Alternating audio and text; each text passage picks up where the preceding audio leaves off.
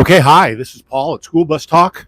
I'm live this morning, live Friday, March 28th, 2025. So I got a few things to do outside the bus and I'll be back.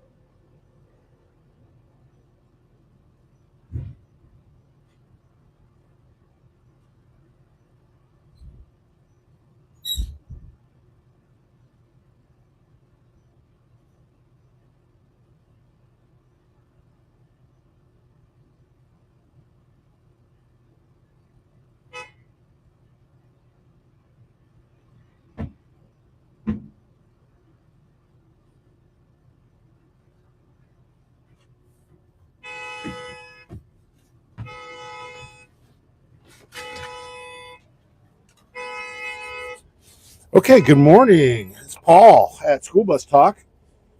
Again, it's Friday, March 28th, 2025. I'm here at the bus yard, getting ready in my old bus number 12, get this bus ready to roll. Working for the weekend. All right, here we go. We got power. We got diesel power here. Let's start flipping things, turning things on. We got that switch is flipped on. That's headlights. We got hazard lights. Turning on the two-way radio. Got master switch on. Got amber lights flashing. That alarm you're hearing is I got the rear emergency exit open, so I got to close that. So I'll be back.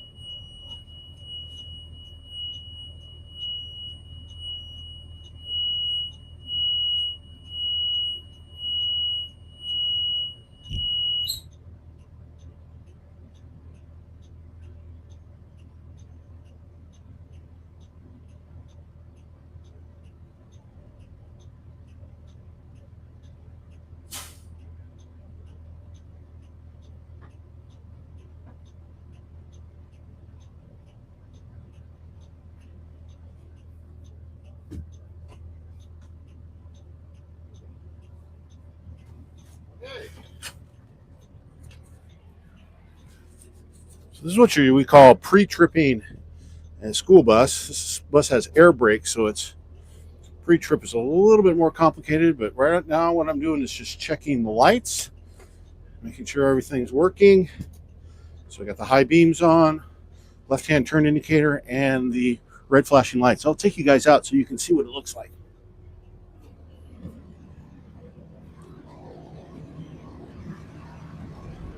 So on this walk around, I'm checking for the red flashing lights.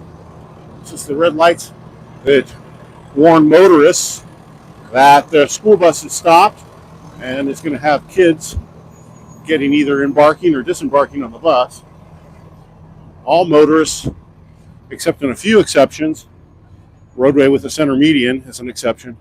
But if you encounter a school bus with red lights flashing, motorists in both directions are expected to stop to keep the kids safe when they're getting on and off the school bus. So that's really important. A lot of people don't do it. It's super unsafe for the children. A lot of reckless drivers out there. All right, so now one more walk around. So I'm changing the indicators, turning off the red flashing lights, turning off the headlights, And we have this tool right here, this fancy tool. We call it a prop. It's just really a fancy stick. It's for, put it down here on what we call the service brake or the pedal brake. And you prop that like this. Prop the brake. That way, when I go back and check the brake lights, I can tell if they're working or not.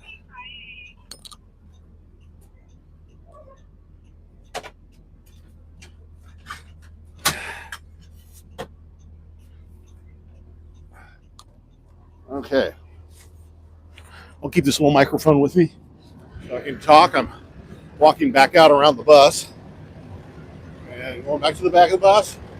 I got my right-hand turn indicator lights working, and I have turn indicator and we have brake lights.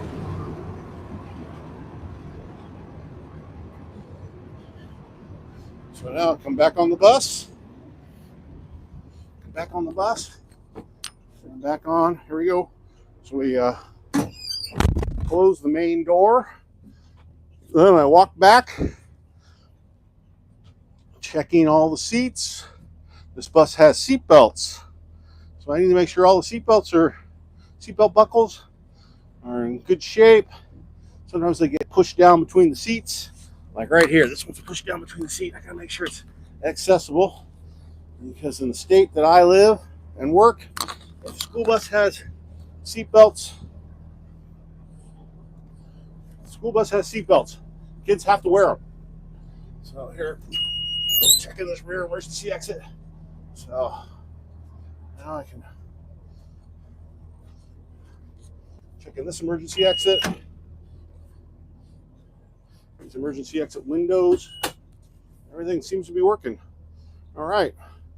So light check, external check. Everything is done. Bus has got power. 17, the base radio check. I got power in the bus, so the next step here is start the air brake check. Air brake check is a procedure you got to know by heart, and I'll take you through it. Kind of got to understand the function of air brakes on a school bus. There's a dual braking system on a school bus. It's called an emergency braking system. It's a redundant system. And so I guess there's a few people out here that have joined me. I really can't tell how many people are on the live right now. Maybe a few. So I'm gonna turn the two-way radio down. Headlights are back on. So the first thing you do when you're preparing a bus, doing the air brake check, is you do the air governor cut in, cut out. And what that does is the air compressor that feeds air to the braking system, you just make sure it's working properly. So you pump the brakes down to about 90 psi, and you put the engine at a high idle. Watch the air pressure gauges come back up, and you should be listening for a hiss or a spitting sound at about 120 psi. If that's the case, then you know your air governor cut in, cut out is working. Now what I'm preparing here is the pink sheet. One thing about being a school bus driver, I heard the hiss. So the next step here is we're going to do the static air test. You shut off the bus, turn off the diesel engine, then you put the bus back in auxiliary, have the air pressure gauges come back up, look at a wristwatch and say mark. Looking at the minute hand on your wristwatch, it has to go by 1 minute, has to go by, and there can't be any noticeable changes on these air pressure gauges, because if there is, that means there's a leak. This is called the static test. Lots of paperwork when you're a school bus driver. I got to fill out this pink sheet front and back every day, every single day. Now, if you're riding, this is the morning time, you come out and do a chirp in the afternoon, you don't have to fill it out and do the air brake check twice. Today's Friday. I think it's 47 days of school left until the end of the school year. This is the 2024-2025 academic year. This school bus has 147,247 miles on it. It's a good bus. This old bus number 12. I think it was built in 2017. Got to check the last time the bus was inspected. The bus has to be inspected every 45 days or 3,000 miles. And so I'm still good here. The inspection certificate says next time it's going to be inspected is sometime middle of April. Making sure the bus is safe. Checking my watch. Okay, that's well over a minute on this test. Next test is the applied air brakes test. So I turn the bus off, put my foot on the service brake or the pedal brake, put the bus back in auxiliary, and listen for a pop, pop, pop sound. I'm hearing it. Pop, pop, pop sound. That means the ABS braking system. That's the ABS, automatic braking system. That keeps you from locking up. Then you got to depress the spring brake or the parking brake. So now all the brakes are applied. And then you look at your wristwatch and say, mark. And you have to go 1 minute. Can't be any noticeable loss in these gauges. Because if there is, that means there's a leak in the air brake system. And this bus goes out of service. But this is a good old bus. I've never had any trouble with the air braking system on this bus. But you have to check it every day before going out and hauling kids, because kids are precious cargo and they need to be treated safely. So I'm not sure. We got a few comments out here. I got a Margarita Meta. Hey Margarita, thanks for your comments. Looks like you're sending dots, Morse code to me. Thank you. I don't know Morse code, but I wish I did. So again, paperwork. Got to keep just marking this paperwork. 90, 120, 0. And coming up on 1 minute. And that's 1 minute. And the gauges all look good. All right, so I reset this parking brake. Now I simulate a failure in the air brake system. This is called purging the tanks. So I'm going to do the front tank first. There's one in the front, a tank in the front, in the back. And you drain the tank until you hear an audible alarm and a flashing light at 60 psi. There it is. That is an indication that our air brake system is low in air pressure. But the system is designed to be redundant. So if you lose air pressure in one of the air braking system,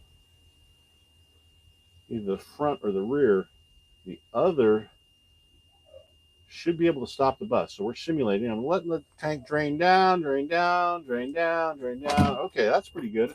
So now I start the bus, put it in drive. I'll look around, make sure there's nobody in the yard because it's dark out here. Roll the bus forward a little bit and then push on the brake. And the bus should stop. That simulates an air brake system failure. Then I put it back in high idle, set the brake, put it in neutral, keep filling out paperwork. Yeah, there is a lot of paperwork in this job. It becomes kind of routine after a while. You do need to know how to, you can't be afraid of paperwork or knowing how to do paperwork. I don't know if I'm getting too many people following me right now, but I don't get any comments. But if you got any comments or questions about being a school bus driver, I'm Paul. This is School Bus Talk. Please ask them. Being a school bus driver it's a rewarding job, but it doesn't pay a lot. This is my second career. I worked my first career for 25 years and retired from that job and trained to be a school bus driver. So that's what I do now. And I make videos on being a school bus driver. So if you're interested in learning more about stuff that you need to know to be a school bus driver, please please ask. I'm not getting too much traffic. It's hard for me to see. I think right now I've had a few comments and got one thumbs up. Okay, I was listening for that hiss of the air brake system again. Heard it. So we shut the bus down, turn back to auxiliary. This time I'm going to do the rear system, air brake system, and we start draining the air out of it really loud. It hisses. As the air is at 120 psi, so that's a fair amount of pressure. If you're a standard automobile, you're usually putting 30 pounds of pressure in your automobile tire. So 120, that's a lot of energy that's stored up in that air. And it's that energy in that air that helps us use to actuate the brakes to stop this machine. Because this machine is, almost 20 tons. It's a big 40-foot Type 1 transit bus. It weighs a lot. This is bus was manufactured by a company called Bluebird. They're one of the biggest school bus manufacturers in the USA. They're manufactured in Georgia. This bus was built in 2017. It's got a big old Cummins diesel engine in it. And it's actually, once you learn how to drive a school bus, it becomes kind of routine. Then the fun part of the job then is after you learn how to run the equipment is working with the kids. All right, so I'm going back to high idle here. High idle, you can hear the low air brake alarm going off. So continuing to fill out paperwork. That's pretty good. Paperwork is almost done. The next thing I'm going to move on to is I need to find my gloves. I always wear work gloves when I'm working and cleaning the bus. And I clean the bus a little bit every day. Today I'm going to clean the windshield because it got pretty grubby. We had a little bit of rain here the other day. And so I'm going to clean the windshield. But I'll set the camera up so you can see what, cleaning the windshield. It's kind of dull, but it's an important part of the job. So that looks good. I'm going to put the bus on high idle. It's a little chilly here today, so I'll put the heater pump on. I'm going to start some of the heat vents. Turn the heat, bring up some heat on the bus. And let's go out and wash the windshield together. Yeah, that's what we'll do next. Washing the windshield. So I keep windshield wiper fluid here. And I need some paper towels. Here are some paper towels. Here. I'll reposition the camera so you guys can see me washing the windshield. That's pretty good.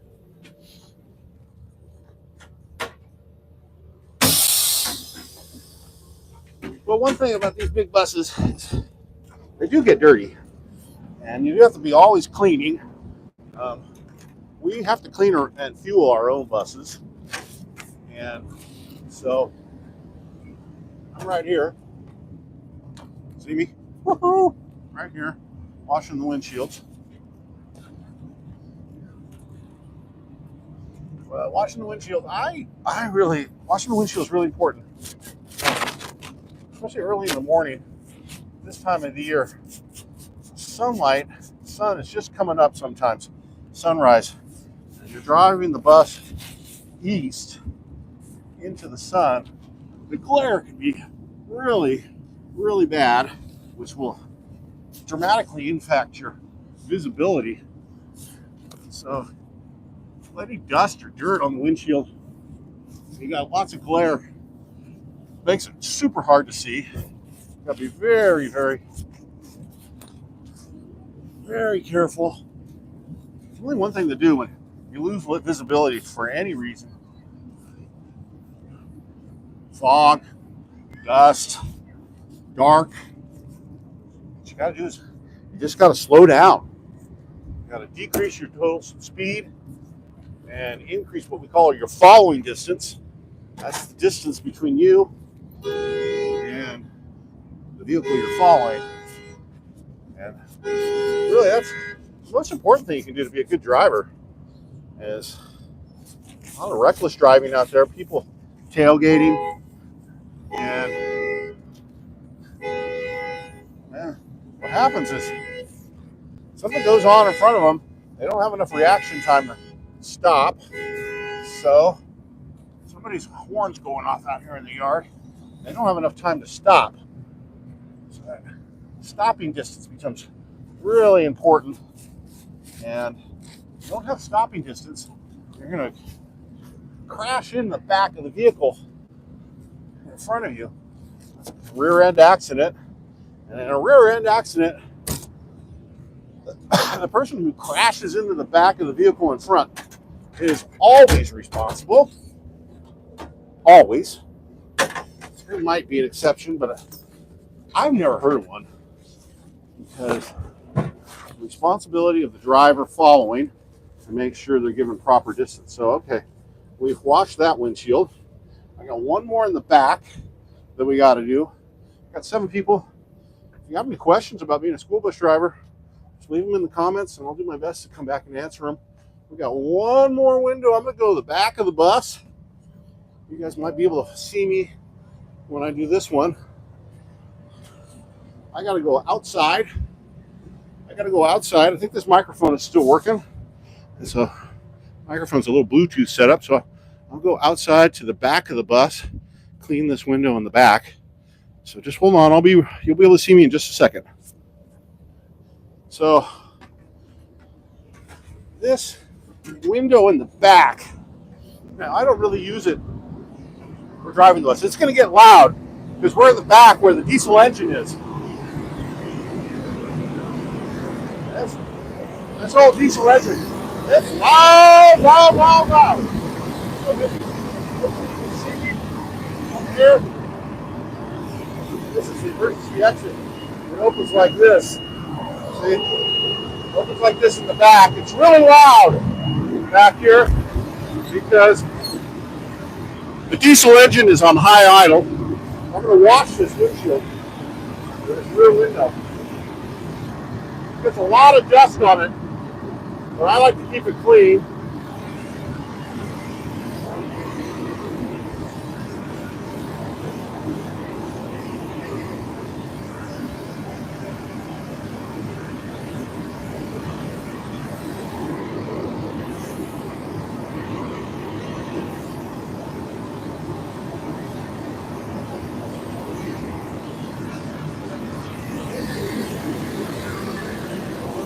All right. The rear window and emergency exit windows clean, and I do like to keep that window nice and clean.